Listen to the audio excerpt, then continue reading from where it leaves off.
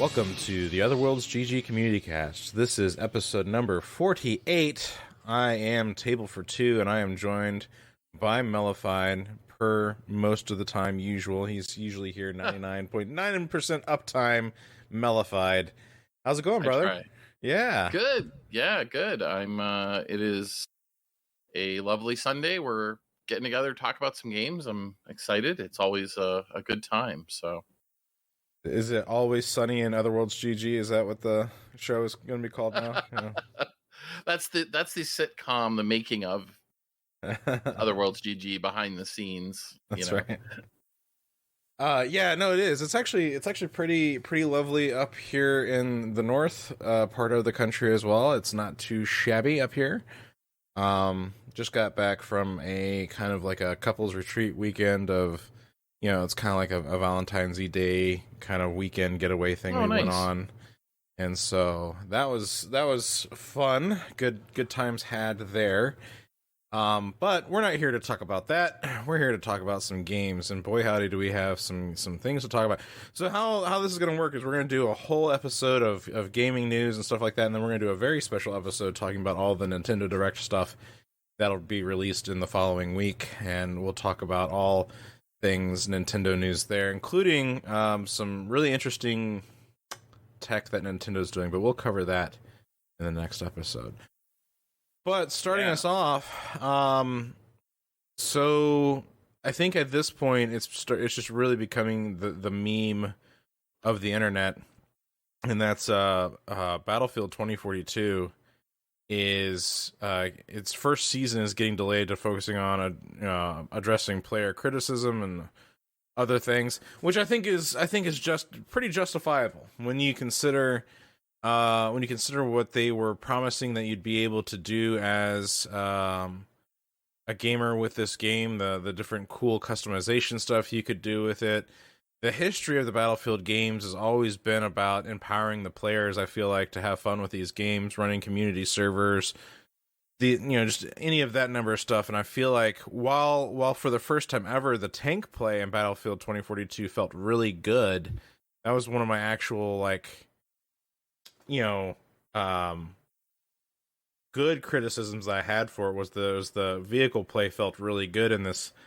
I have to admit, I'm one of those people that was just like, you guys really kind of botched a lot of the UI sucks. Especially like in the menu system UI is just atrocious. Very confusing. Yeah. Trying to get you to play with your friends was just weird. Just trying to easily set up a game just did not feel clean at all. And then there's just, the game, some of the gameplay mechanics were off. So It's I've not played it in probably a month or more, a couple months maybe even at that. Like, it's been a while since I've actually touched it, and so and I didn't love the specialist. I felt like that was an unnecessary feature because so many other games do that, and Battlefield was always about the classes, not specific specialists. I much preferred just the class, I guess. Yeah, I loved the different classes with like the different loadouts for your classes, right? So like you could customize that class, but you were very much honed into, well, like you're definitely geared to be the medic, you're geared to be like a weapons person with like ammunition. So, at this point, almost anybody can be a medic, it doesn't really matter what you choose, you can just customize your whole thing. And while that's cool on one hand, I think it kind of doesn't help on the other, right? So anyway, and to add to it, the Battlefield 3 lead designer spoke on Battlefield 2042, and he's also not impressed. I think what have really impressed people is if they made this an actual true predecessor to 2142. Like, if they really kind of leaned into that, this was the direction things were going in, and kind of had better mechanics that were what made like Battlefield Bad Company 2 or Battlefield 3, Battlefield 4 eventually got, finally got good, but like those games are kind of like marked as like the staple for those series. And it's a shame that Battlefield 2042 just couldn't lock into that. Even with the cool customization stuff. Like, I mean, they could still have done that. Like, you know, had 1942 tanks versus, you know, Battlefield 3 tanks fighting each other. Like, that still is a fun thing, but like, you know, make it better. Well, and some of the comments that David Goldfarb, was the lead designer on Battlefield 3 and Bad Company 2, you know, his comments were really interesting. He said, really trying to understand why some of these design calls were made. Why are there no smaller infantry maps? Why was 128 player count a thing that didn't seemingly have any accommodation for infantry? Why are whole maps shipping without any detail art? Was no one in quality working quality control over there? Who thought this experience honored the BF sandbox experience and took it forward? He concluded by saying, I'm astonished that there were this many missteps, even knowing the obstacles from higher up. Earlier, so that, I mean, wow. Yeah, I think earlier, like last week or the week before, Alien Pickle posted an interesting video that someone did on a comparison of the animations, where they showed, like in Battlefield 3 and 4, when someone would reload the weapon, you'd actually see the ammo, the ammo clip was empty when they would reload. And then when they would put the new one in, you would see the ammo in the new clip going into the weapon. Whereas in this one, when you go to reload, if your clip is completely empty, as he kicks out the clip, there's still ammo in the clip, and you're just like, well, wait a second. But I mean, it's like little things like that. I mean, it's not like a huge like deal breaker, but like when you take that plus the like 30 other animations that just don't make sense, and you compare that to what we got in previous games, you know, it's like death by 1,000 cuts. One's not bad, but like, you know, 30, 40, 50 of them, that's pretty bad. So, well, it starts to add up, and people do notice these things, and it makes it feel bad. You know, it just makes it feel worse, unfortunately. Let's move on to Destiny 2. This might have gone in the our funny and strange section, but the Witch Queen expansion for Destiny 2 is getting a grenade launcher that throws worms at your enemy. Interesting.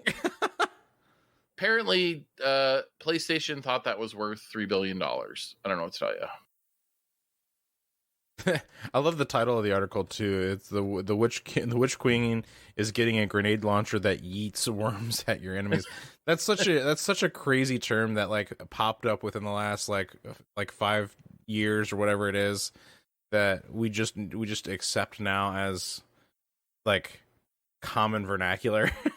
Like, you know, it's a great word though. I do like it. You know, that yeets worms at you. Yeah. So that's weird. But yeah, thanks Sony, I guess. Sure. Puzzle Quest 3 arrives next month to steal all of your free time. I have not gotten into these games. These games have traditionally not been on my radar. While I have played them in the past, like in passing on certain things, these types of games, it's like Peggle, right? Like Peggle, there's like the whole Peggle craze that happened for a little while there, and then it was just like, all right, now I'm over it, and I moved on. Are you a Puzzle Quest player? I enjoyed the first one quite a bit, even though it had some flawed game mechanics. There were some really easy exploits that you could do with certain character classes, and basically fill the board with your preferred gem color once you got, you know, to a certain point. I am happy to see them actually making a new standalone game in this series, because after Puzzle Quest 1 and 2, the company did a game called Gems of War, which was basically the same concept, but as a live service game filled to the brim with microtransactions and just like needling you every couple minutes to give them money. It was really, really bad. And then they did a re-release of the original only on Switch, which kind of surprised me. They like went back and rebalanced the game and polished it, but that Puzzle Quest Reborn or whatever it was called never made it to any other platform. So I guess maybe they figured they just go straight to Puzzle Quest 3 everywhere else. But I'm hopeful that this will be good. I'm a little nervous because of that microtransaction history with Gems of War, but well, we'll get it. We'll get into the microtransaction stuff here in a bit. But what else we got? What else we got coming up here? Game called Ghostwire Tokyo is coming out in March. This is a PS4, 5, and PC release. It basically is kind of a spooky action adventure from the guys who did Evil Within. This is a Microsoft studio now. Yeah, I do remember seeing this. I am interested in this a lot. Yeah, so it has one of the guys who worked on some of the combat in the Doom 2016 reboot is the combat director for this. So people, are kind of having some high hopes for it in terms of the gameplay. So, we'll see how it goes, but it is coming out on March 25th. Yeah, the trailer for this looks fantastic. I'm actually really excited for this. So, good stuff. Yeah. We also have the news. Yeah, so this is where I was going to talk about the microtransaction stuff just for a second. Yeah, so Blizzard is working on, and this has been confirmed finally. It was kind of like, it was almost like a buzzword for like a week there, and then finally it was confirmed. But Blizzard is actually working on a Warcraft mobile game, and I don't know about you, but I see why this decision was made, and yet I do not agree with it. But if you look at the market, like EVE Online went this direction, right? So EVE Online came out with a mobile version of the game. It's not the same game as the PC version, but it is a set in the same universe, similar style, but it's same a mobile setting, yeah. Right. Yeah. But it's just a mobile style of the game. And again, the microtransaction store is there. You can buy skill points, buy upgrades, buy all these things. It's free to play. WoW has been in a weird situation where it is with the exception of the free to play to level 20 thing that you can do, it is, for lack of a better explanation, a paid for MMO that also has a microtransaction store, basically. And that, to me, when that really started ramping up, and I'm not talking about buying pets, right? Because you can buy WoW tokens and you can buy all this other stuff, and it's just level progression, and it's hang on a second, guys. Why is this here when I'm still also paying to play the game at the same time? That seems like you're double dipping, which they are. Yeah. And now they're going to triple dip on this, if you will, or quadruple dip, if you want to call it that, in a weird way, by releasing a Warcraft mobile game that's probably going to also be free, but it's also going to have that microtransaction-y stuff going on, like almost every other mobile game that you can play out there. And I get that instead of charging people to play the game, they have this store, but when you take small amounts of increments and you multiply that by 1 million, you sell a game for $1, even with a 30% take from whatever platform's taking it, and you multiply that by 1 million, that's still a lot of quiche. And that adds up quickly because it's not just going to be $1 one time. And so yeah. I know why they're doing this. I see why they're doing this. Maybe it's going to appeal to a broader sense of players. I do think that it's kind of crazy that they're announcing these things when still some other games that they've been talking about have yet to come out. Speaking of Diablo 4 and the Diablo Immortal mobile game, while that's actually an active beta that you can actually go and see, it's just weird because then there was also that strategy game, I guess, or what was that other game that they were talking about? There was another game, I guess, that they had been working on since 20 whatever. There's a survival crafting right one, that whatever that is. Right, so it's all of these titles. Now, maybe the potential of Microsoft purchasing these guys officially by the mid next year. For those of you who don't know, Microsoft has not yet purchased this stuff. They only plan to. To me, this is kind of like it's just a weird market. And I know that we're getting Android stuff on PC now, like, or we're starting to. I mean, we've been seeing emulators like BlueStacks pop up. Tencent has their own emulator that you can play Android stuff on PC with. And now there's going to be the built-in native one on Windows. I don't know if you can play games with it, though.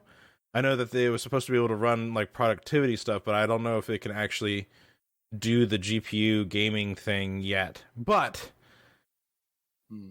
that is to say, though, that you can still get these Android games on PC and play them. So it'll be interesting to see, like, how all this goes. I've got part of me likes the fact that there's mobile options for gamers, but also part of me is like, this is a disgusting trend. I don't like the monetization style for these games, right? Like, now what helps a little bit, I know at least Apple has Apple Arcade, which is $5 a month or bundled in with some of their subscription plans.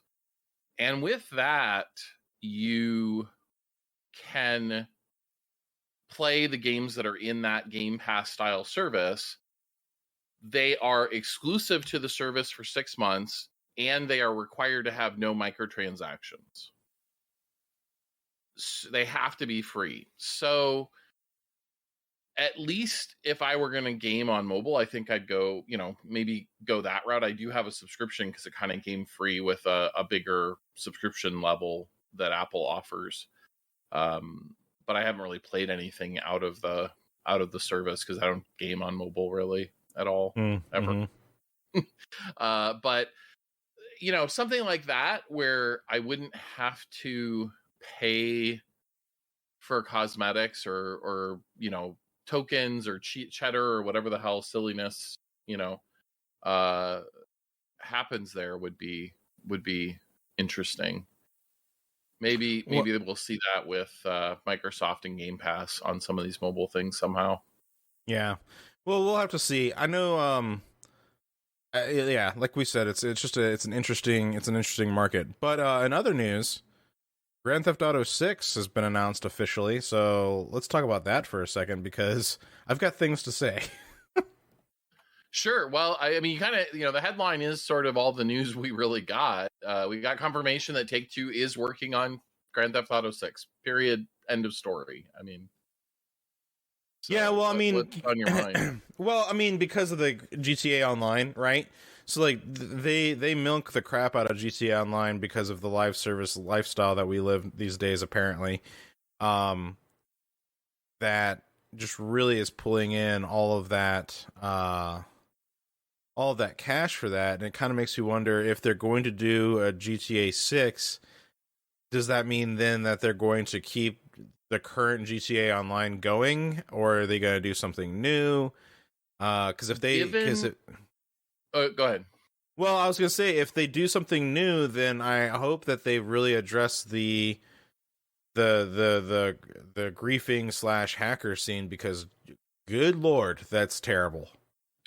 Well, given we know that they are releasing Grand Theft Auto 5 and Grand Theft Auto Online for next-gen consoles, I would not be surprised to see them pull a Call of Duty-style Warzone thing, where Grand Theft Auto Online is the same for GTA 5 and GTA 6. They do sell it as a standalone game now, too, for $5 or $10.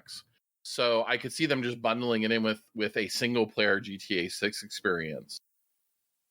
And maybe people would riot. I don't know. I mean, I think they could bundle in events and stuff from GTA 6, bring those characters into GTA Online without actually that assumes they're on the same map, though. Unless GTA Online becomes Los Santos and wherever the new one is, and I pray it's not in Los Santos. I'm sick of it. Yeah. I'm kind of over Los Santos. I'm over. I don't want it to go back to Liberty City because that was where 4 was at. I really want them to do kind of a modern Vice City style thing. So we'll see. But before we move on, just real quick, that voice from the ether you heard is Alien Pickle. How's it going, bud? Well, the ether's pretty good today. Nice. All right. Well, let's move right along. Tell us more about Chaos Gate, Malphite. Chaos Gate is the latest sort of strategic game in the Warhammer 40k universe. We got a little bit of a preview. Some people have described this game as grimdark XCOM, and we got a little preview of several of the classes, which are the Space Marines in Warhammer 40k lore. We see the base classes are the Justicar, Interceptor, a firepower focused Purgator, and a Apothecary who helps support your other units. And then we have some advanced classes with the Paladin, Chaplain, a powerful Psychic Librarian, and the Flamethrower Obsessed Purifier. So these will be the units that you can deploy out into the game, and they will be fighting the forces of chaos through this turn-based strategy style gameplay. So I'm really looking forward to this personally. I like XCOM quite a bit. I like 40k stuff quite a bit. So, I hope this is as good as it seems like it will be. Fingers crossed. Nice. So which Space Marine chapter is it? That I don't know. I haven't actually seen oh no, it is. I'm sorry. I take that back. It's the Grey Knights. That's right. It's using the Grey Knights as the Space Marine chapter. So we're going to be getting an expansion to the Factorio game that apparently is going to be as large as the base Factorio game. I have yet to play Factorio. I really want to play Factorio. It's on my backlog, but if that's the case, then that's pretty awesome. Also, thank you for using the term expansion. I appreciate that. Thank you very much. Not DLC. Yeah, God. It just, the idea of expansion just kind of zings to days gone by. I like it. Yeah, well, especially with it being this large, it seems more appropriate than calling it DLC to me. I also have a Factorio on my, I really want to sit down and play this at some point. I've heard great things. So, great to see they're continuing to support and develop and expand the game. Now, Pickle, you've done a bit of Factorio, have you not? A little bit. So what's your take on Factorio? I like it. I mean, it's well, wait, are you saying Factorio or Satisfactory? Factorio. Oh, okay. All right. Yeah, Factorio is good stuff. I mean, it's the game that kind of defined all that. And how many like Factorio like games came out afterwards?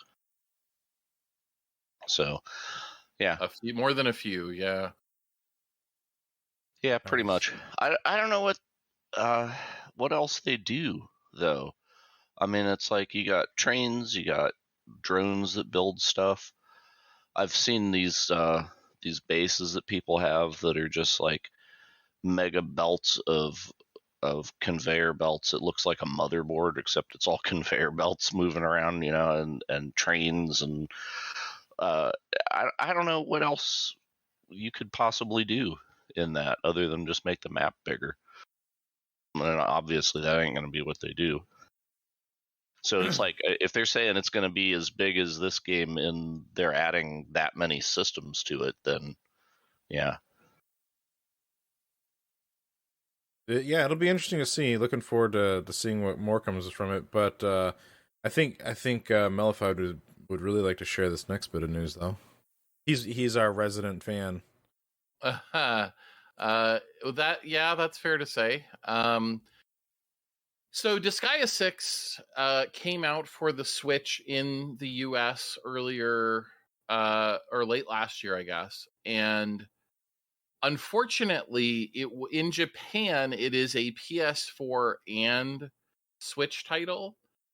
And it is the first time that Disgaea 6 has used 3D models instead of 2D sprites for a lot of the characters in the game.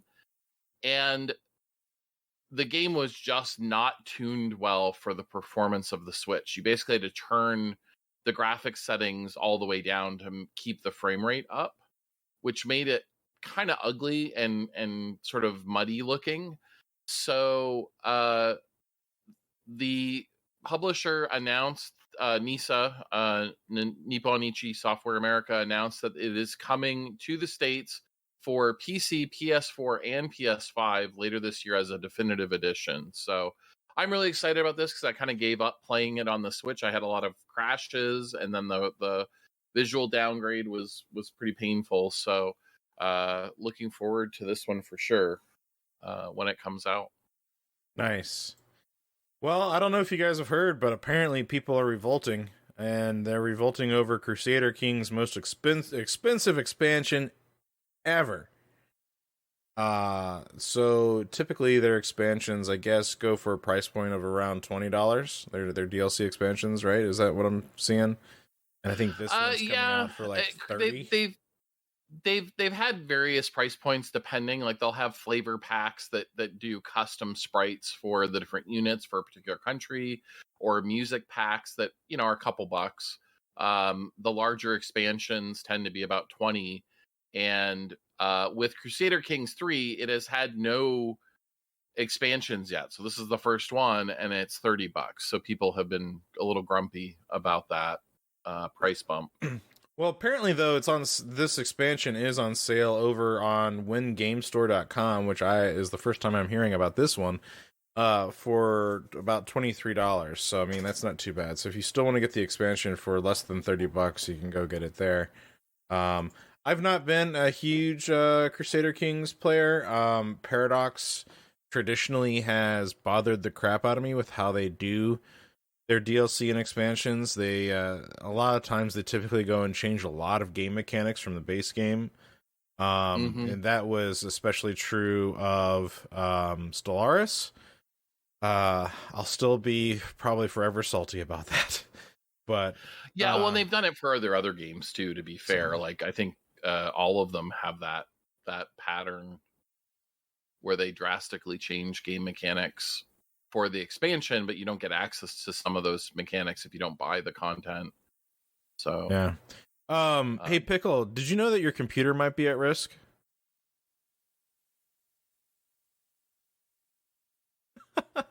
maybe not. Well, that's the name of a. No, I was game. running to check. Well, that's actually the name of a game and not some horrible virus.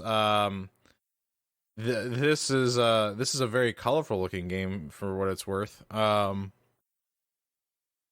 not sure what to make of this one. Well, it's a first person puzzle game, so you're walking around in like a computer lab and solving puzzles, trying to get things going. There's like an escape room style part of the game, as well as you trying to like rescue your son. So it looks interesting. It is coming out for PC consoles and Switch. So this is not Tron. Is that what you're saying? Like, yeah, I was gonna say, like, what if there was a game where you had to go inside the computer? Like, Disney's lawyers might have something to say about that. Well, for what it's worth, Tron 2.0 was a great game. So go play that if you're looking for that experience. It's on GOG, right? If I remember correctly. I believe it is out there. You can digitally get it out there somewhere. So it's on Steam. Yeah, I think it might be Steam, GOG. Yeah, it's out there. Yeah, but if you get it, there is a giant fan-made patch that brings it up to like HD textures and does a whole bunch of stuff. Oh, that's good to hear. Also, massively overhauls the multiplayer. I know I beat the game in single player, but I don't think I ever played the multiplayer. So that's interesting to hear. All right. All right. Well, last for our kind of general news section, we have the award-winning Never Alone is coming to Switch, and there is a sequel in development. This game was notable because it is actually made about some of the native peoples in Alaska, their heritage, and using their legends. It was made in conjunction with one of the groups that works with them to preserve their history, and it did very, very well. It was a great little co-op puzzle platformer. So it's nice to see, people on the Switch will get it, and then we'll get the sequel here across all platforms in the near future. So pretty exciting. Nice. All right, let's get into our Xbox/PC section here. What do we got going on here? Bloodborne got a demake on the PC, so if you wanted to imagine what it might look like as a sort of PS1 style game, you can now experience that. Yeah, and that's not just a graphical change. I watched a guy playing through it. It's like everything got changed in the thing. Like even like the things that you do in the levels are different. It's a complete remake thing. And the menus are like old Resident Evil ass menus and stuff. Nice. Yeah, like everything got redone. It's like somebody made a complete PS1 game. Nice. And then they stuck that name on it. So, a couple of these updates I actually want to kind of come back to. The second and fourth one here, Malphite, I kind of want to come back to here in a second. But Resident Evil 4 HD Project is an impressive fan remaster, and it's out now. So if you're into the Resident Evil stuff, go check it out. It's a mod. So you'll need to own Resident Evil 4 to play it, but again, good stuff. What else we got here? Do you want to talk about the Razer guy's controller here? It's kind of interesting. Yeah, gaming peripherals have always been like a unique market, right? For a while there, it seemed like we weren't really getting anything interesting, and then we get like a huge boom of them, and I guess this is just yet another entry into that category. So this thing has been designed by an ex-Razer person, I guess. It's not quite a controller or a keyboard, but somehow it's kind of like a between the two. It's got like three little joysticks on this thing. Is that what I'm seeing? Yeah, it's weird. It's not even like it's not like a handheld controller either. It's actually it sits next to your keyboard. Well, okay, so like remember there's like palm things like that Razer did that had it was like a side keyboard for just like your hand to use.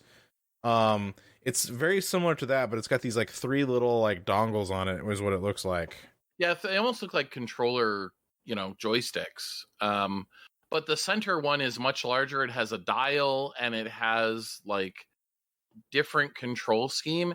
The device itself is called the Alt Avatar Motion Controller. So if you're interested to see it for yourself, you can certainly do a quick search for that, or we'll post the link in our Discord.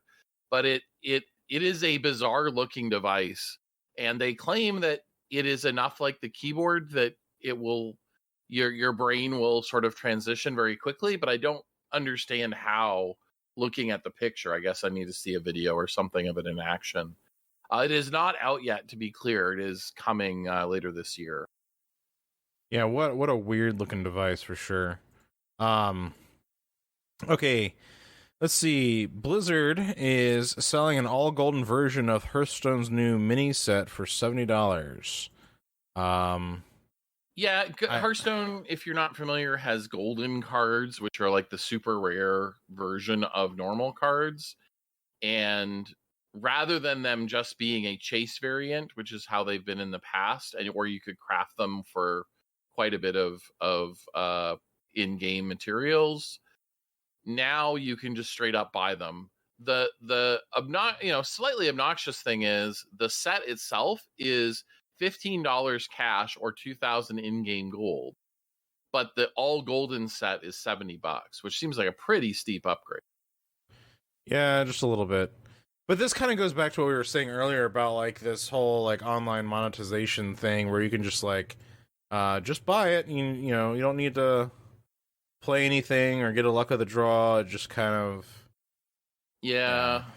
The article gets into it a little bit more. This is that we pulled from PC Gamer for the story, and they really referenced a YouTuber who did an analysis of sort of the state of Hearthstone and how many people are playing, and pointed out that the game's numbers are way down, even though based on Blizzard's financials, they're saying they're making more money from it than ever, which sort of lends itself to the assumption that Blizzard's just milking the whales for more money rather than actually improving the game, right? They're focused on getting more money out of people, and this seems like a perfect example of that. Nice. Well, here's one that's actually really cool, and this kind of speaks to OWGG for sure. But Half-Life Decay was a solo mission that. So okay, let me explain this. So like on the PC, there was Half-Life, right? And then from that we got things like Opposing Force and Blue Shift and stuff like that. These were things that came out on the PC over time. Well, there was a PlayStation version of Half-Life that came out, and in that there was a co-op campaign developed by Gearbox that was included in that PlayStation 2 port of the original Half-Life. And in Decay, players take control of a couple of Black Mesa scientists called Gina Cross and Callet Green, and experience another perspective of the Black Mesa incident in a parallel to the stories of Gordon and Barney and Adrena. And so modders have finally gotten around to that, and now you can get more access to it and play it. So that's pretty slick. I'm actually I had no idea this existed until I read this story. This other other perspective of the Black Mesa incident existed until just now. So I had no idea Gina Carano was in it though. Close, Gina Cross. So that's pretty exciting. Oh wow, that's her other name. Yeah. But there's two stories have put Gina Carano in the game. Details. I mean, I'd play that. There's two other stories here I kind of want to touch roughly at the same time here, and so I'm gonna read both of the titles of these off. That Guild Wars 2: End of Dragons gets a release date announced and a new trailer. Plus, who knew Ultima Online is still receiving updates as it celebrates its 25th anniversary. I was having a friendly little discussion about like MMOs in general and on a friend's Discord earlier this morning, actually today, and we were talking about like the fact that like the two big MMOs that are kind of like reigning supreme right now are WoW and Final Fantasy 14, and there's a slew of other MMOs out there though that are also very popular and have still been continuing to gain content updates and stuff like that. Star Wars: The Old Republic, for example, recently got an expansion. Elder Scrolls is getting an expansion. Star Trek Online just got a latest expansion. You name it. Like even well, I wouldn't say they're getting new expansions, but like even EverQuest 1 and 2 are still going out there. Lord of the Rings Online is still being played and has like had new content added to it. So it's pretty interesting to see like that some of these games, even though they're not like in the top 2 bracket of like most popular MMOs out there, there's still a handful of MMOs that are like still going strong to this day, getting new content. So, Guild Wars 2 is not new. I mean, people talk like it's new, but it's really not. It is new content, but I mean that game came out like what?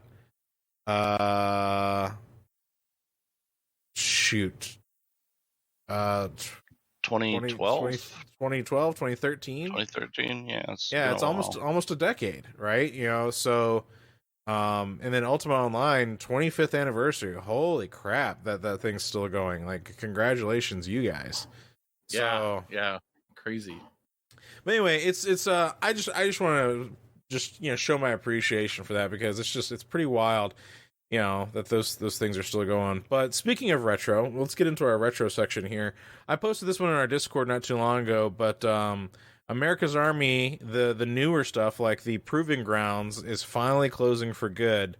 I think, what is it, March or May, somewhere in that realm. It's within the next month or two, I think. Here it's actually, May 5th is when it'll officially shut down. And America's Army first came on the scene back in 2002.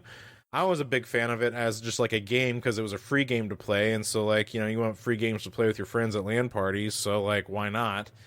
And but it did strike a lot of controversy when it came out. There was a lot of people wondering, if it was a good thing to have a recruitment tool as a video game that kids can easily access. Like, where's the morality there, and stuff like that. But there are still communities, there's niche communities playing the older versions, like the 2.5 and the 2.85 versions of the game that were out even before America's Army 3, and then following America's Army 3 was Proving Grounds, and Proving Grounds is the one that's going to be shutting down soon. So I suspect that if there was fans for the even older titles, the fans that are currently playing these America's Army games are probably going to keep their private servers going, and the community is still probably going to be alive somewhere, just not in an official capacity anymore. So, there you go.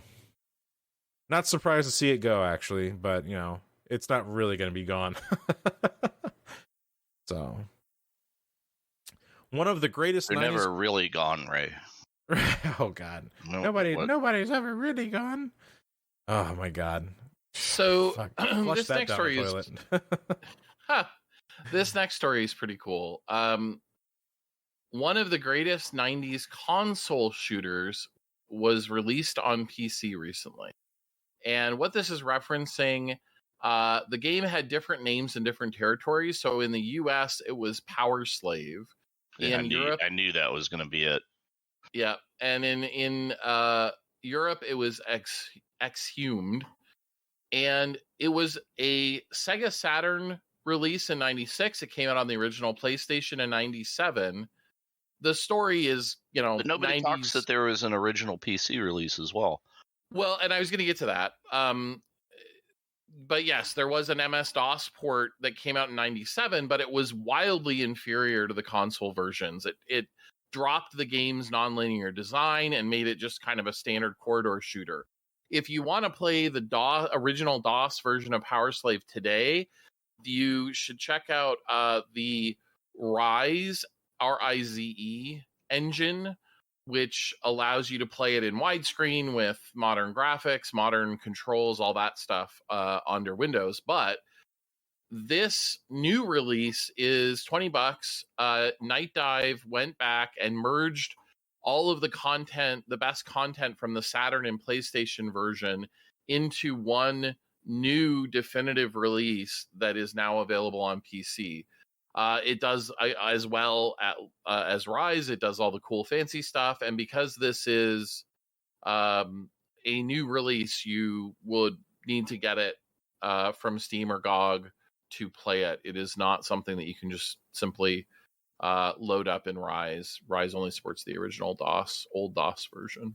Now, I'm surprised in the age that we're in that Iron Maiden hasn't decided to come out and sue them because they own the rights to the name Powerslave from their album. Yeah, I mean, I assume that Night Dive, who have a lot of experience dealing with, bringing old games back to life, would have changed the name or just used the Exhumed name to avoid that if it were going to be an issue. So hopefully it doesn't come back to bite them. Yeah, I forget what game it was. It was recent-ish in the last few years where they had to totally rename the game because some band was like, oh no, that's the name of one of our songs. And it's like, bro, you can find any words in a song somewhere. Yeah. Well, and it was Home World, I know, had to rename one of their re-releases. Cataclysm, yeah. Yeah, because of Blizzard of all things, which that one Yeah, was stink- that was kind of stinky annoying. Blizzard, though. Yeah, that was kind of annoying. Yeah. That's really cool that but that's getting a re-release, though. I like it. I think the trouble is now is like, where do I buy it? You know, like, do I buy it on Steam or do I buy it on GOG? That's the question. Yeah, Always GOG. Yeah. certainly arguments both ways, but yeah, I think for single player stuff, at least GOG's probably a good choice. All right. If you are interested, we will post the link in our Discord to a setup guide for ScumVM, which allows you to play all sorts of classic adventure games on your Dreamcast. They do have an official port of ScumVM to the Dreamcast. It does not work with every single game that ScumVM supports, but most of them, and so you could have some kind of ultra retro fun with your Dreamcast there. Nice. We also had a modern development team has been going back and basically playing with the old original Nintendo Entertainment System hardware, and they've been able to come up with some pretty amazing graphical effects using that old hardware. They have released a House of Truth demo that kind of shows off some of the stuff that they were able to do, and it's available for download on their site. You can use it with several of the EverDrive NES flash carts, so you can load it up and try it out if you're interested in that. It's old school 8-bit stuff, but it's really impressive old school 8-bit. There's a news story here that I'm gonna just jump into because this is just so fascinating to me. There's a game coming out. It's coming out on the eShop for the Wii U. The what? Yeah, it's not dead yet. Yeah, and it has balance board support, which is why they didn't do it for the Switch. So here's an interesting thing. This is kind of like a horror game that's coming out on the Wii U. The mechanics of this look like they're kind of using the full range of everything that the Wii U has. So like you're using one of the controllers as like your flashlight, but then you're also using the touchpad display almost like it's a mobile phone like in the game.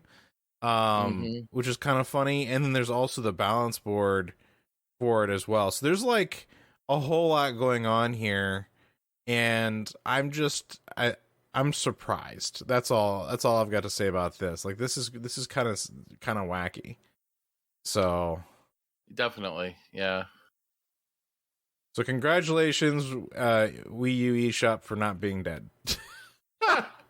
So this next story is kind of interesting. There is a open source project coming out of Japan that allows you to plug in your retro cartridges and dump them to the PC in a very simple, cost-effective manner, and most importantly, back up your save files off of those cartridges. Several different systems are supported: the SNES, N64, the Mega Drive or Genesis here in the US, the Game Boy, Game Boy Color, and Game Boy Advance. Oh, so they just commoditized dumping ROMs, basically. Sure, but I think the most interesting part to me is if you have some of these classic games and you have a save file where you've made a lot of progress, on these systems, there is a battery inside the cartridge that is going to die and all of your saves will be deleted. So this is a chance to back that stuff up. I am completely shocked if there is any cartridge that came out in the 90s that still has a live battery in it. I mean, maybe they do, but could a battery live that long? Yeah, the little coin cells they typically use for these can go, 20 years in some cases. Really? Yeah, because there's not a lot of power. Yeah, so they don't start rotting on the board, leaking acid and stuff, like batteries if I left them in a toy or something. They certainly can, and I mean like a robot, not a rubber dick. But Right. There's in this day and age when you say a toy, you have to kind of clear that up.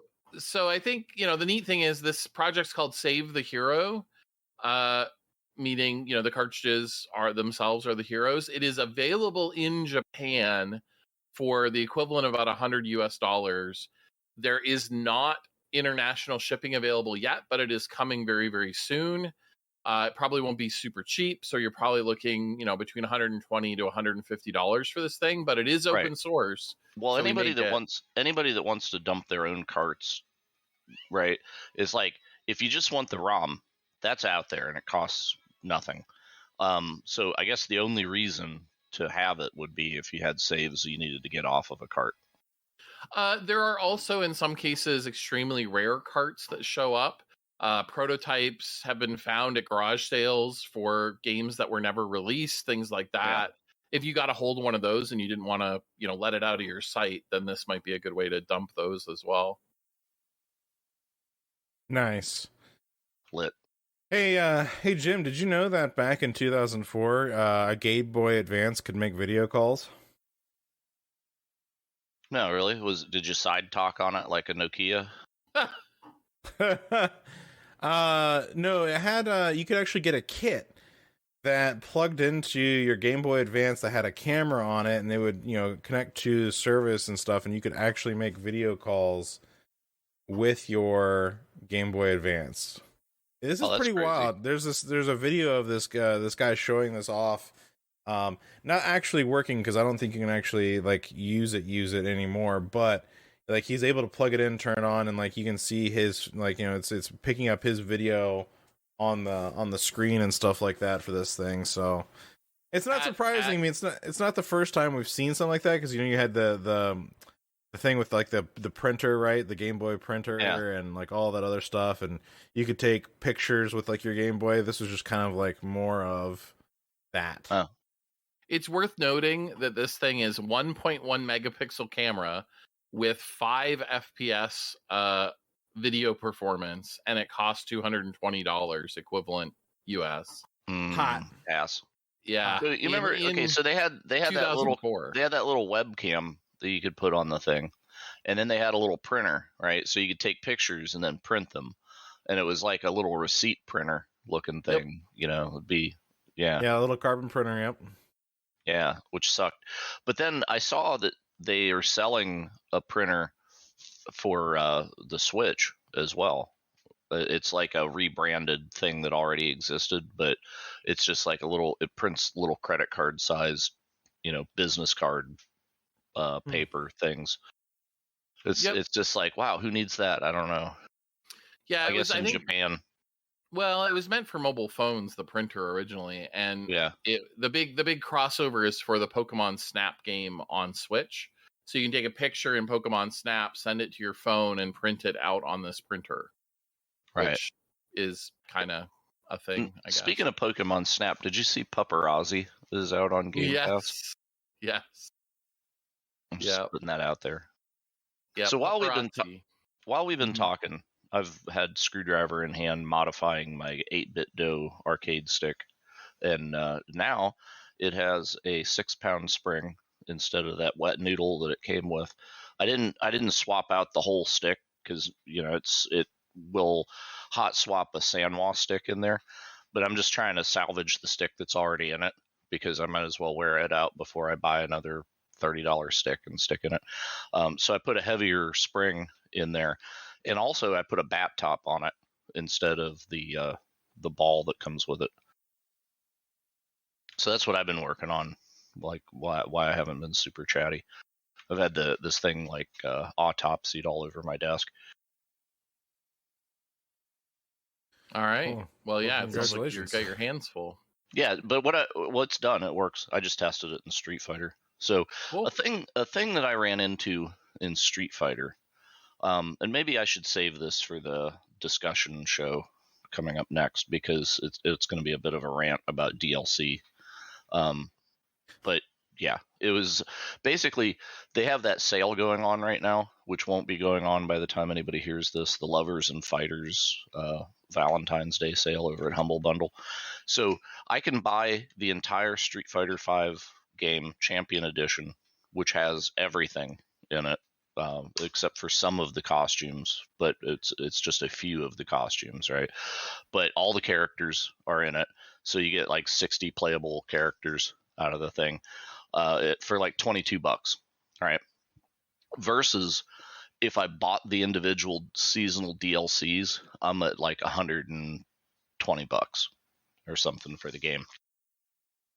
And Wow. and they will happily let you spend $120 instead. It's just, that's crappy. But Tekken is worse, because Tekken, if you're getting Tekken 7, it's like $26 right now on the sale for the like Super Everything Edition. And if you bought it, the Super Everything Edition on Steam, then it is $120, $130, right? Normal price. But then if you, instead of buying that, you bought the season packs individually, you're talking about $215, which they will be very happy for you to do. So it's that economy of like, if you buy things packaged, it's cheaper. But I guess the extreme price would be like, if you bought it as it came out, then you would be like $215 deep in that game at this point. But because they have a wad of, here's everything that I can buy all at once, I can get it for $30. Right. So it's just boggling. And because when I was picking up Street Fighter V last night, and then I'm like, well, does this really have all the guys or not?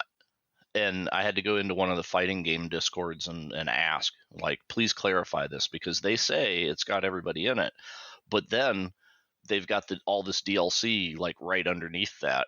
Like, could somebody just come in here and buy the thing and then buy all the DLC and make a huge mistake? And they're like, oh yeah, you could. That's lovely. It's retarded. Yeah, I don't understand. I know Microsoft Store has a weird limitation where you can't, if you own everything in a bundle, it doesn't mark the bundle as owned, and you cannot have bundles of bundles in the store. A bundle can only contain individual items. So there are cases where, you can really hurt yourself buying stuff multiple times. But I thought the Steam store was a little more flexible, so that shouldn't be the case. But it seems like Steam will do it. But if you're buying it on Humble Bundle, you're buying a key, and it's completely unaware of what you own. Yeah, yeah. I guess that's part of the problem. I've also seen it though, where the developer implements a bundle that does not take into account your existing purchases. So you'll go in for.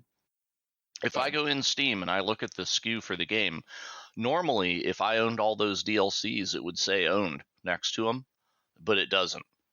I just own the Championship Super Turbo, whatever Whiz Bang edition. But then it's like, oh, here's all this DLC. So I could still screw up and buy the DLC.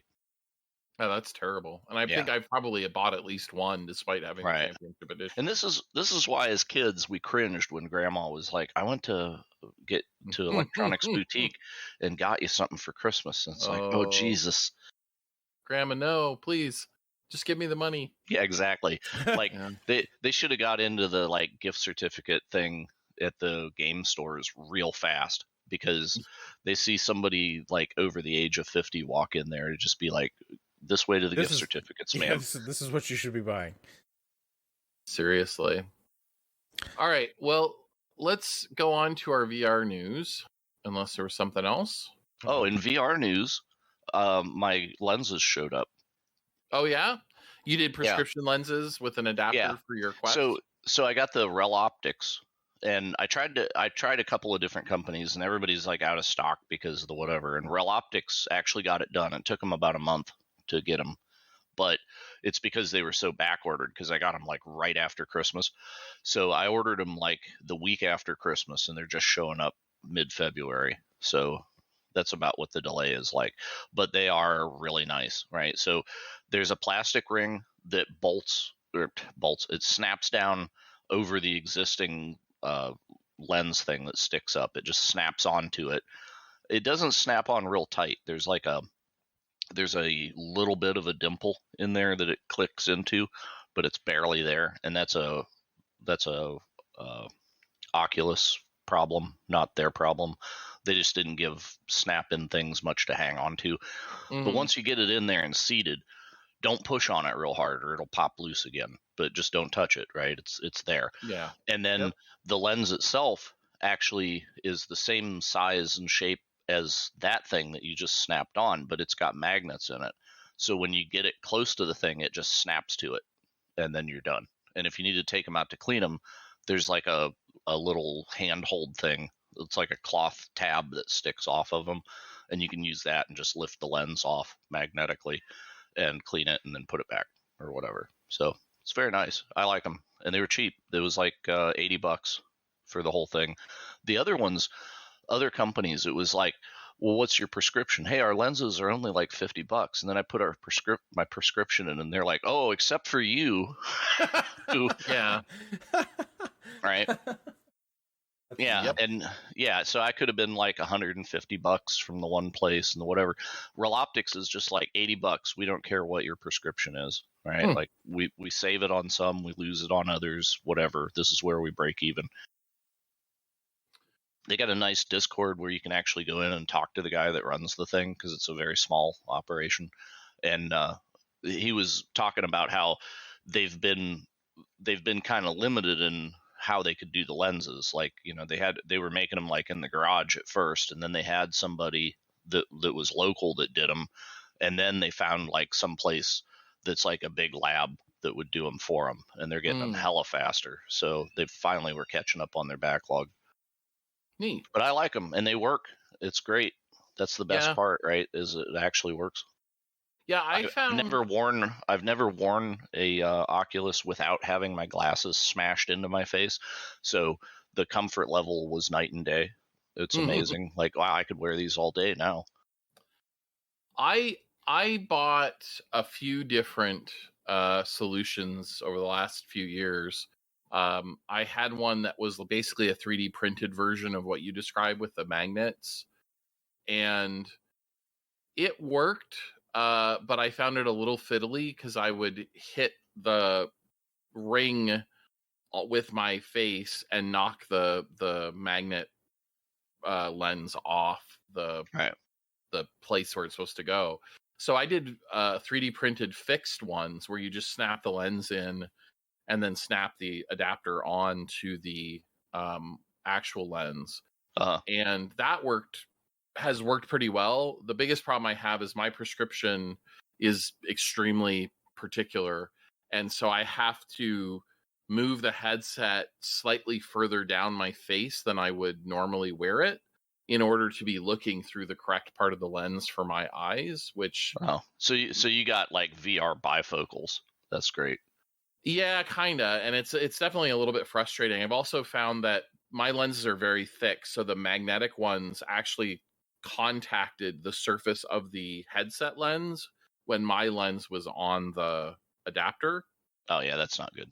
Yeah. So these ones are thicker, they're taller, so my lens can be in there and not touch the normal lens. But that pushes my face further back, which means my field of view is reduced. And where I particularly noticed it was actually in Battle Sisters, the Oculus or PC game, because the HUD is all the way at the very edge of your view, and I can't see half of it because my my field of view has been reduced because I moved back from the screen so far. So that's been a little bit frustrating, unfortunately. Clearly, I just need cybernetic eyes so that this is less of a problem. And at that point, you just jack your head into the computer and call it a day. There we go. Problem solved. A couple interesting stats. The Quest 2 by itself is now 46% of the Steam VR users, and Meta headsets in general are 66% of Steam VR users. So wait a minute. A Meta headset, what is that? Well, that would be the Vive, the Quest 1, that can still be used with the PC. Oh, because when you were saying Meta headset, there is Meta, which is Facebook. So Right. I was So confused. any Oculus. Well, there is no more Oculus. Oculus is gone. They're all Meta. Right. So Oh, that's how meta. yes. So All right. any headset that was made by Oculus originally, made those all the Vive, the Well, dev kit, Vive is a different thing though. sorry, not Vive. The Rift. Okay. The Rift, the Quest 2, and then all the old dev headsets that Oculus did. Those are 2/3 of the VR headsets on Steam, and then the Quest 2 alone is 46% of the headsets on Steam. So clearly, very very dominant position for Meta these days. I also did see. I didn't put it in the news, but I did see a stat that Meta's store, the standalone store that they have for PC and Quest, is up over something ridiculous like $4 billion in revenue this year or last year. So, kind of crazy. Well, hopefully they start doing sales on there like Steam does. That's been the problem, right? Is like I go on to Oculus and it's like, hey, this is on sale, like 2% off. Yay. Yeah, the only thing that saves it for me in a lot of cases is and the recent VR MMO we talked about on our last news show was out on Steam at 10%, 15% off, or it was full price on Oculus. But if you bought it on the Oculus store, you got the Quest native version and the PC version for that price. Oh, see, that's cool because that's the problem that I have with buying it on Steam is now I have to use the virtual desktop to Steam Link thing. I can't just like take this headset and leave and not have it tethered to my PC. So, yeah, and that's why I like the cross-buy option for sure, because there are times when I want to play the game on the headset, no computer. There are other times when I want to, have the better graphics of the PC version. So. Yeah, in other Oculus news, neither of you chodes owns VTOL VR, so I have nobody to play with. I actually do own it. Oh, you do? You did it, did you? I do have it. Well, and the DLC. So yeah, I actually bought it with you like in the Discord. I was like, all right, I got it, dude. And you're like, okay. Oh, I missed that. You should like bake a cake or something to like make it more dramatic. to throw it at you? Yes, I agree. Yes. Anyway, all right. Well, let's go like fly some helicopters and shoot some dudes. Sounds good. Well, are you gonna? It was just 2-player multiplayer, and then I saw a video. It was like a whole lobby full of people because they were all in the briefing room sitting, and one guy was like giving the briefing about the mission, Milsim style. And I'm like, wow, okay, they've very much expanded the multiplayer in this thing. Yeah, it sounds like it. Interesting. In other VR news, the Firefox Reality browser, which has been a very powerful solution for browsing the web and particularly using streaming VR content on the web. Unfortunately, Mozilla has dropped it, and they've given it to another company called Wolvik to continue development. And I believe it's going to be renamed to the Wolvik browser or something silly, but rather than Firefox Reality. A little bit unfortunate. One of the things that I really liked about using Firefox Reality on the Quest native was it used Firefox Sync. So on my desktop and on my headset, I could have my passwords and stuff synced between the two if I was going to some of the VR websites that use username and password. So hopefully that'll continue. I guess time will tell, but I know a lot of people just tend to use the Oculus browser because it's built in and a little more convenient, but you do lose the sync feature. All right, what else we got here? Let's see. PlayStation news. Discord has launched their integration with PlayStation Rich Presence. So if you're playing a game on PlayStation, it'll show up on your Discord status, so your friends can make fun of you for playing on a PlayStation, I guess. Yep. In preparation for receiving mine, I went ahead and put my account on my Discord. Yeah, and I still need to get that out because I'm a bad person. But the interesting thing about this, to my mind, is this is kind of after PlayStation made a minority investment in Discord. So they did say this was coming a while back, but basically Sony seems like they paid to make it happen. So, okay.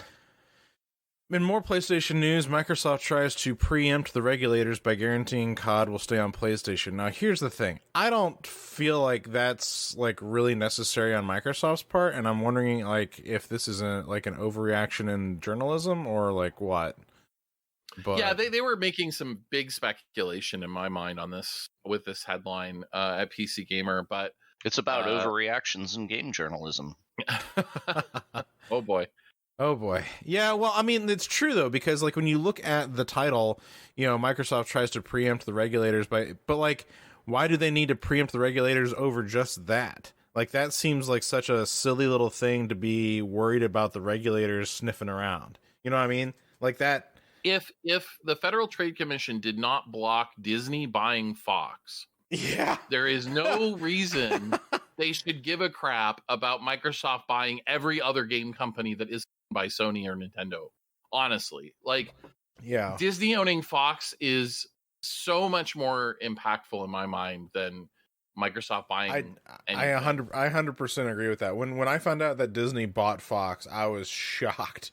It's like everything but the news and sports, right? I think news and sports kind of like that's the only part of the Fox deal that didn't go through.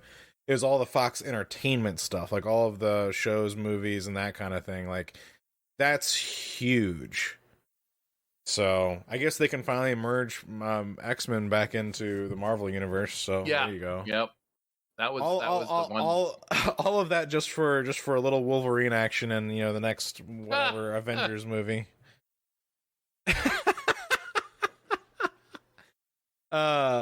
That was my takeaway from that. I was like, all this just so they could have the X-Men, huh? That's, well, all right. Oh, yep.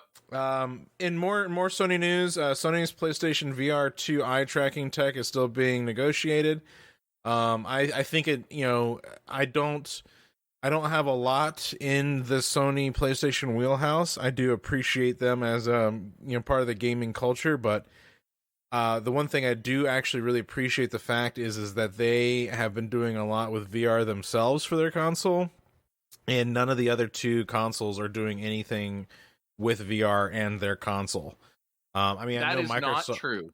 Well, that is I know not true. Well, I know that Microsoft is doing their HoloLens stuff, and I know that like they're doing their AR technology, and I know that what was it? I thought that I heard rumors about Nintendo, but this is like the biggest.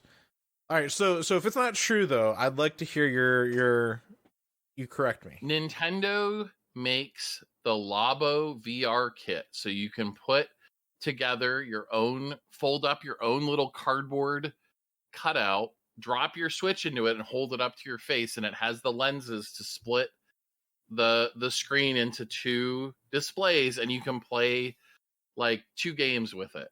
So clearly Nintendo is, you know, highly committed to VR as a platform. Highly, or maybe very, very. It's like that's such a gimmick. That was the kind of the same thing with like the Oculus stuff and like what was it, the Galaxy phone? Like, yes, that quickly got like snubbed by the fact that now you can have like a wireless Oculus on the go anyway. So it's kind of like, you know, why carry around this little thing for your phone to clip into when, you know, and drain your phone battery at that. But like, yeah. So anyway, but yeah, I'm glad that Sony's really pioneering this. I would love to see Microsoft do something with their AR technology in their console, maybe like to do some kind of VR tech or whatever. I think there's room for them to do that. But real quick, the for clarity, the Sony PlayStation VR 2 eye tracking negotiation is with Tobii, the people who do a lot of the PC based, monitor based eye tracking. I've used it before. It works, you know, more or less as advertised. It's got some pretty big limitations, including the maximum size your monitor can be is a 16:9 27-inch display. because it doesn't work with anything larger. But presumably in a headset that would actually work pretty well. Sorry, yeah, Jim, it's built into the monitor that I've got, right? The G-Sync Predator that I bought. I really just don't use it because I find it to be kind of annoying, actually, because whenever you're in VR, it's like you turn your head to look at stuff, but you're still at liberty to move your eyes around and look at different parts of the screen. But whenever, like, I was playing District 2 with the thing, and Tobii Eye Tracker was on, and I didn't realize. And in District 2, every time I would aim, it would actually snap aim to what I was looking at. It's very accurate about it, but it's just like, every time you go to look at the corner of the screen to, because it's like, well, hey, all my numbers, right, are there, right? Like if I want to look at like my ammo count or the whatever numbers are on your screen, they always put them in the corner of the screen. So as soon as you glance to the corner of the screen, like everything on the screen moves too, and it's like, yeah. It was really neat in Elite Dangerous though, because it would track my head around the cockpit. I would just look above the horizon, and then it would start tilting my head up. And because you're looking at something, and it's bringing it more toward the middle of the screen, then your eyes are also following it toward the middle of the screen. So it would, center things.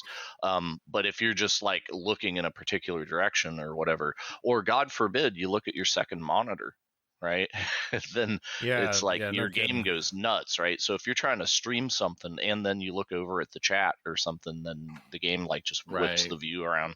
I'd rather have VR over eye tracking though, honestly. Yeah. Well, I wonder how eye tracking inside of VR is going to work, because then you could have those HUD elements like around the corners of the screen, and you go to look at it and it knows, so then it would bring it toward the middle, maybe. Yeah, I know the one use case that I thought worked really well with the Tobii eye tracking when I had it set up was in the original Division, Tom Clancy's The Division. The HUD elements would be invisible unless you glanced over at them, and then they would pop in. Wow. So it was more immersive because you didn't have all that clutter on your screen when you were playing normally. But if you wanted to see how much health you had, or how many bullets were in your gun, you'd glance over and it would appear, and then you look back to the center and it would disappear. And I thought that was pretty cool. But obviously I just didn't play with it long enough to get used to it, because it was the aim thing that got me, right? Yeah, and I didn't enable that. Okay.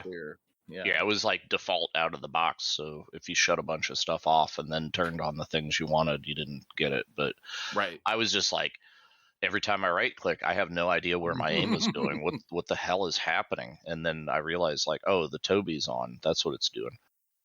Got it. But it was interesting for that, because, like, hey, if I'm looking at that guy's head and all I got to do is just tap the aim button and I'm headshotting. So that would be a strange advantage, right? Like in online play.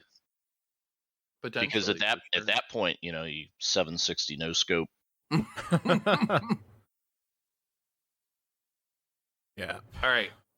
So this last story from in our PlayStation section was, I thought, really, really interesting.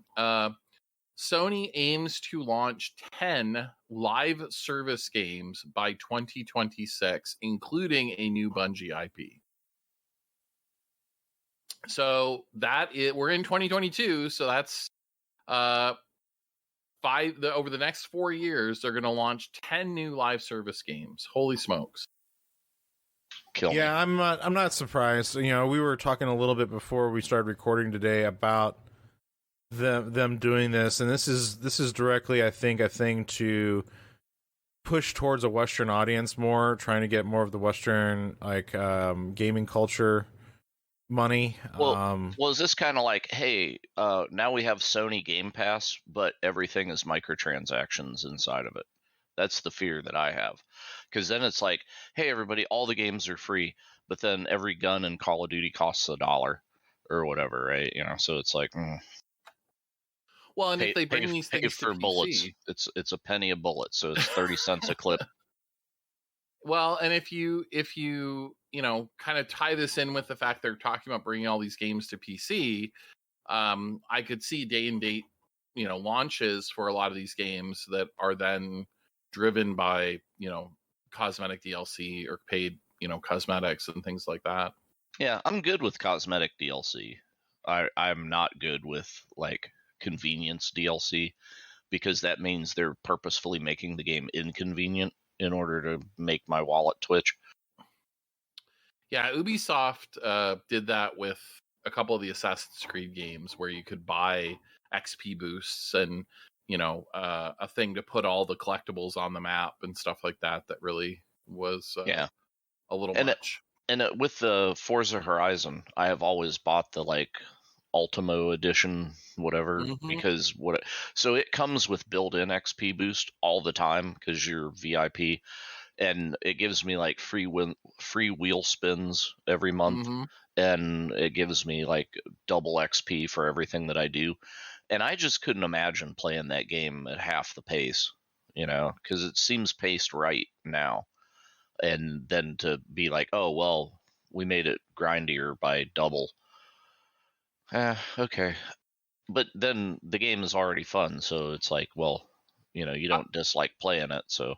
Is it that big of a boost? I thought it was like 10%. Oh, it's double, dude. Oh, is it? Okay. Maybe I'm thinking of a different game then. Interesting.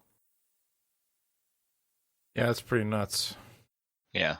And I'm honestly, in those games, I feel that it should be harder to get cars, or they should encourage you to stay in a car more, because it's basically like you're collecting cars, sorta, but it's like I have so many stinking cars. Like within the first 48 hours, I had like 50 cars, and I'm just like, I'm never gonna really like have a favorite, because it's just like different cars for different whatever, I guess. But then whenever you look at their events, then it's car specific, right? Like you have to beat this time trial in this specific car. Well, I don't own that. Now I got to go get it. Okay. So they in their gameplay thing, if you follow the season stuff, it forces you to expand your car empire. But other than that, it's just kind of like, I got a car that I really like. I use it for everything, whatever. That's the only one I need. But anyway, yep. Alrighty, moving right along. So, tech news.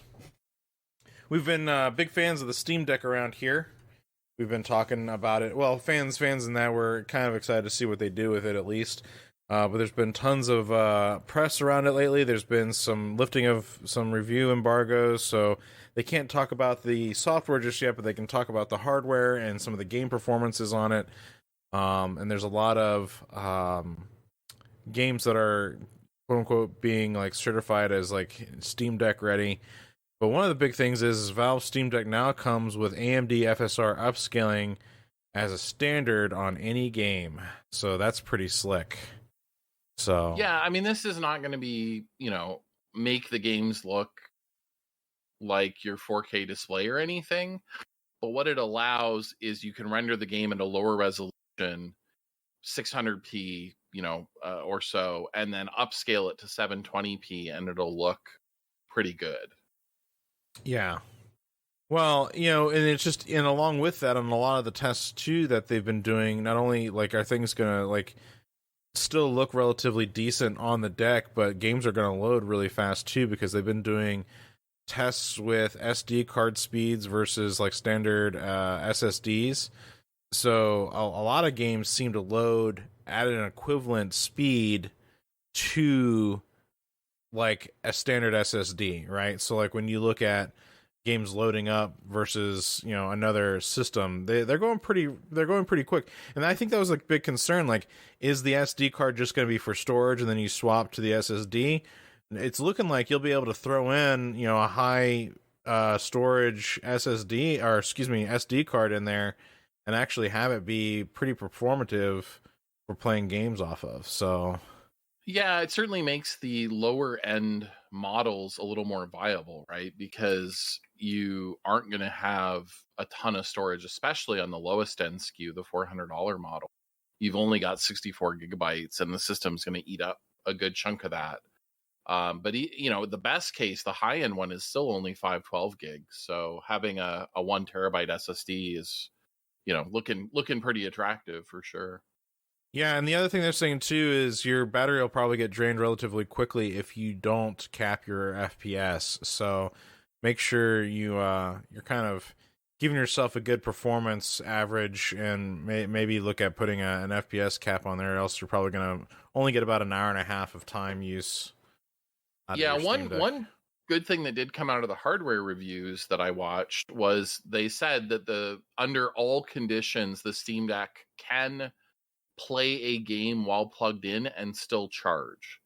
So if you are sitting on your couch and you have the power adapter plugged in and your Steam Deck plugged in, you can keep it fully charged while you're playing, and then unplug it, go to the bathroom, come back, you'll still be able to keep going. So excellent. I think Valve at least got that part right. It does get warm when it's plugged in and you're playing, apparently, but that's sort of the worst case scenario for it. Cold winter night gaming. There you go. That's right.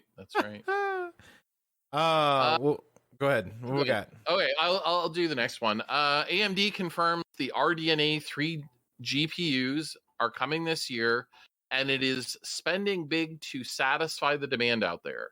Basically, they've spun up multiple factories to produce these chips so that they can hit the market, and hopefully everybody who wants one will be able to get one of these high-end GPUs later this year. So fingers crossed. Nice. Looks like there's a Windows 11 update that might finally make the new OS worth it for gamers. Personally, I've not been having too many issues with it. It definitely was kind of a little buggy at first, but it's nice to see that Windows or Microsoft has been working on continuing to, as they usually do, push out patches and updates to their OS to make Windows 11 look good. I'm a little less enthusiastic about it personally. The update I got on Tuesday basically made Explorer consume RAM like it was a fat guy with a bag of chips. Even when it ain't running. Oh yeah, I don't use Explorer. I use Directory Opus as my file browser. So, I mean, right. Explorer is running as the desktop, but it's not doing anything. And at one point, I caught it consuming 48 gigabytes of RAM before I killed it, and it went back to one less than 1 gigabyte. It was also using about 20% of the CPU. It was using all of one core. And then I got an update last night that seems to have fixed it. So, they fixed it quickly. I guess that's something, but I was certainly pretty annoyed when I was my machine was just bogged down. I went into Task Manager and I'm like, why is Explorer doing that? That is not right. Yeah. Well, meanwhile, over on Windows 10, I haven't seen a blue screen for 2 years. I thought the whole idea with Windows 11 was hey, we're going to limit what CPUs we support and all this other stuff, because anything that induced any kind of blue screens, we're just, we're eliminating, right? So we're going to have the ultra stable OS, and you guys have blue screened more in a week than I have in 2 years. Well, for what it's worth, it was not a Windows issue that I was blue screening with. It was a driver issue with my graphics card that was causing the problem. Okay. Which still isn't great, but no, it's still not great. But I went through and did a whole diagnostics thing with you. I thought I was talking to you, but it was not a Windows issue that I was running into. That was completely a graphics card situation. Okay. So. I figured it was the driver plus Windows 11 because my driver on Windows 10, I didn't have it. For example, my work laptop has been running Windows 11 flawlessly. I haven't had any issues on my work laptop at all. And when we got that thing came with Windows 10 on it, and we after having it for a little while, we updated it like I did my normal home PC to Windows 11 too, 0 issues. So it must be your junky Kmart parts in your desktop then. Yeah, sure, thanks. But no, it's, again, the issues that I have are been the standard issues with what Malphite's talking about, where it's an update will do weird, wacky things. But you have to remember, Windows 11 like just came out like this last October, so like it's always usually like a year in. You usually see it more stabilized. So we're talking about it in the very early stages. Last time I went from Windows 7 to Windows 10, I waited that full first year before actually going to Windows 10. So, I mean, this is me jumping into it right off the gate. I have one device that's been perfect with it, and I've got another device where it started out shaky and has gotten better over time. I would say that it's still continuing to get better over time. It's definitely not like what it was the first time I installed it. That's for sure. But you know, I'm just glad that they're still at least making more and more headway with it. So anyway, I did want to bring up one point on the Steam Deck. I was fortunate enough to get in line quickly, so my delivery date is still listed as first quarter 2022, which means I should be paying off hopefully my pre-order in a couple weeks, about 10 days actually from when we're recording. And I may have it as soon as the end of the month. So if that's the case, we'll certainly chat about, you know, the good and the bad with it as soon as we can on the show. Excellent. Yeah, I'm looking forward to getting mine. In other hardware news, the NVIDIA RTX 3090 Ti is still missing in action. I'm not really going to go down that rabbit hole because it's kind of like obviously shortages on things, so it's like, duh. Yeah, it was just weird. NVIDIA announced it and then didn't ship it, right? Like, why didn't you not announce it at all and just wait until you had supply? Yeah, are we going to be into like the 6090 cards before the supply chain straightens itself out? And like nobody really owns any of the ones in the middle? It feels like it for sure. Well, and we're going to have the 4000 series next year.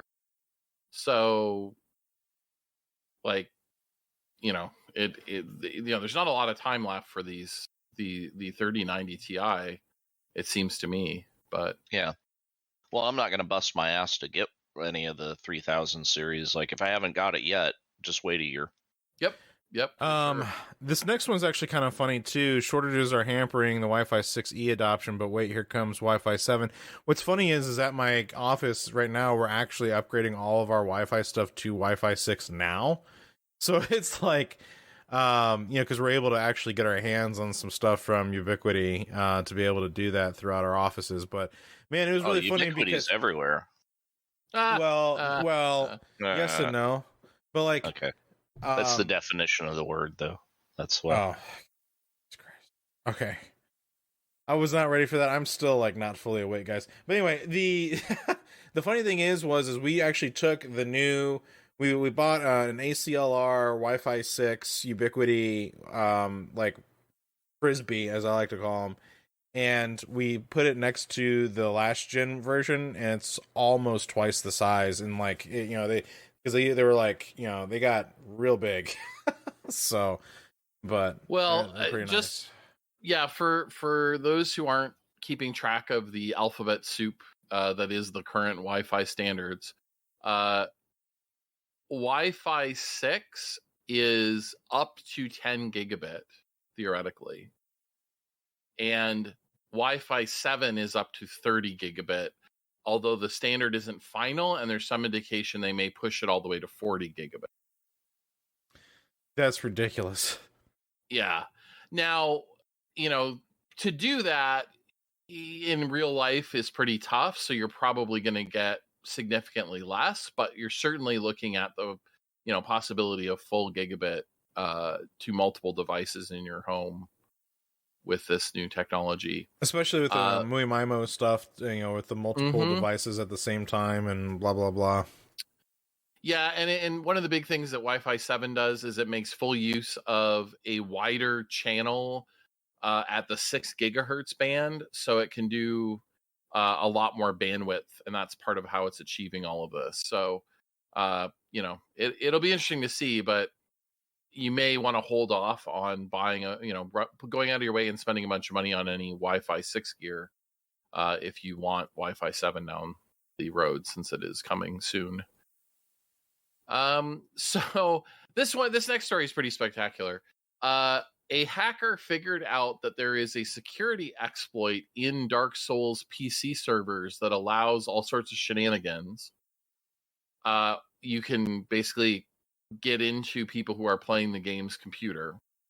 Oof. And the same issue exists in Elden Ring, which is just about to launch.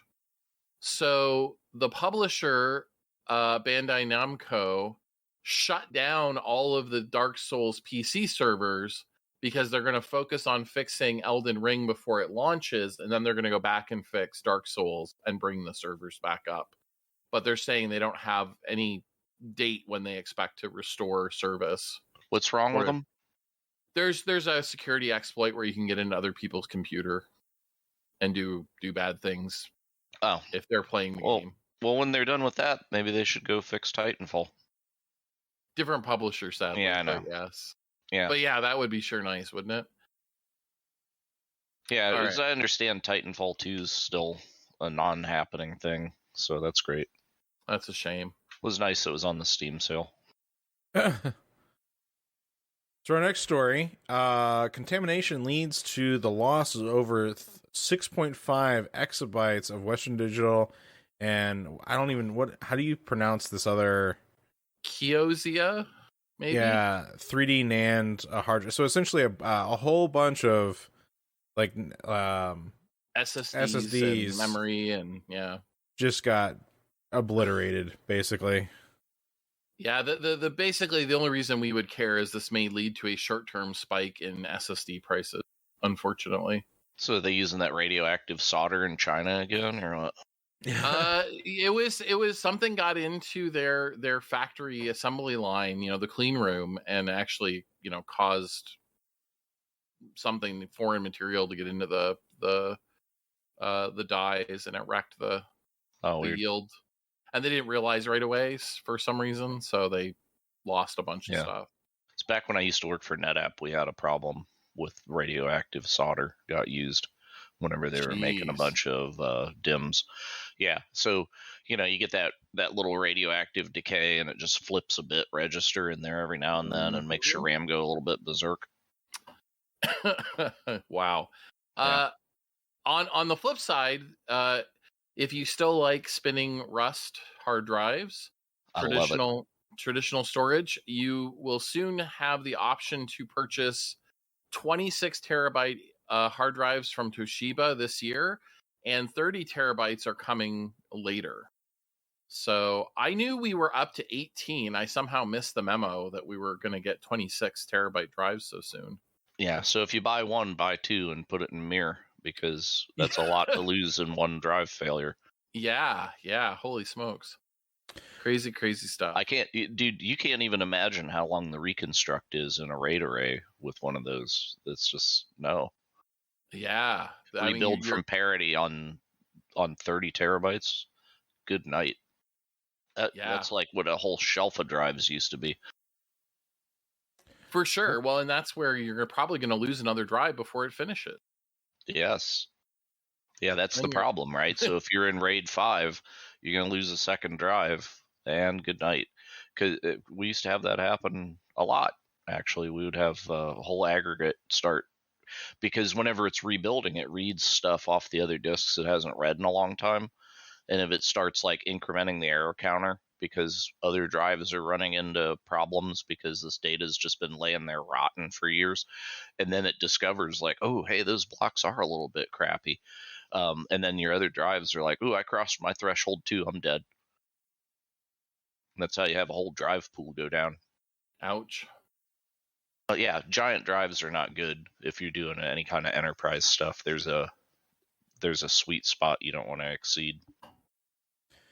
Well, I think that's going to cover it for us for today. We still had quite a few more stories that we would have liked to have covered, but there was just a lot of news in the last couple of weeks that we wanted to try and get to. But we'll have more in our next episode with Nintendo, and for all of these things and more, come on over to our Discord server at discord.OtherWorldsGG and come hang out with us. So we chat about these things all the time, plus we like to play games, so if you're into those things, come and find us over there. This has been episode number 48, and we'll see you guys next time. Yeehaw.